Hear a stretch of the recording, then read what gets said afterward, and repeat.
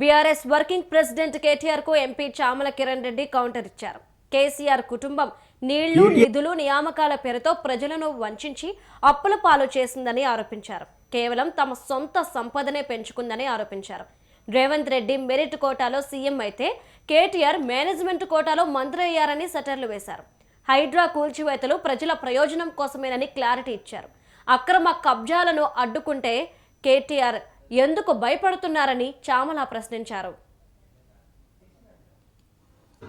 ఈరోజు హైదరాబాద్ నగరంలో ఎక్కడో మీరు మళ్లీ తొడలు కొడుతూ నేను ఈ బూత్లో నిన్నటి మొన్నటి జరిగినటువంటి చర్చలో నేను భాగస్వామ్యం కాలేదు, నేను కూడా బూతులు మాట్లాడాలి, నేను కూడా పంచులు కొట్టాలి అన్న ఉద్దేశంతో ఇవాళ ఎక్కడో ఒక మీటింగ్ పెట్టి ఆ మీటింగ్ సందర్భం ఏందో కానీ ఒకటే ఒక సందర్భం అయితే పెట్టుకున్నాం, ఒకటే ఒక ఇష్యూ అయితే పెట్టుకున్నాం. ఏంది?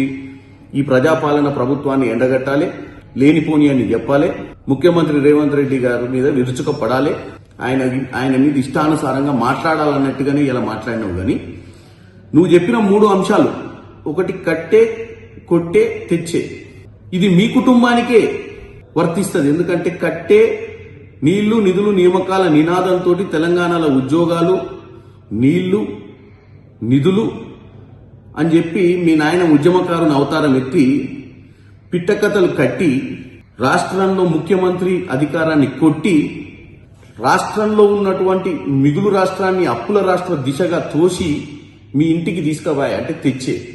ఏంటిది? కోట్ల రూపాయలు దండుకొని నువ్వు, మీ బావ, మీ కుటుంబ సభ్యులు ఈరోజు ఆర్థికంగా ఏ పొజిషన్లు ఉన్నారో ఇలా రాష్ట్ర ప్రజలంతా చూసారు. గతంలో అమెరికా నుంచి వచ్చినప్పుడు ఏముంటివి, ఇప్పుడు ఏమున్నావు. సో ఈ కట్టే, కొట్టే, తెచ్చే మనకే వర్తిస్తుంది. ఇక నువ్వు రాష్ట్ర ప్రభుత్వం గురించి కూల్చివేతలు, పేల్చివేతలు, ఎగవేతలు అంటున్నావు. కూల్చివేతలు ఏంది?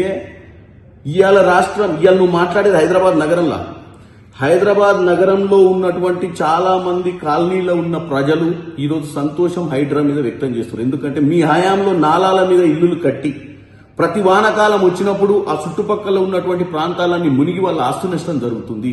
ఇక పేల్చివేతలు అంటే ఇక్కడ పేల్చిరే? నీ హయాంలో 2023లో మేడిగడ్డ కుంగింది, పేలితే పేలుతుంది. కుంగడం అంటే కింద భూమిలో పునాదులు బాలైనప్పుడు కుంగుతాయి. నీ లెక్క బుద్ధి లేని, జ్ఞానం లేని మాటలు కాదు.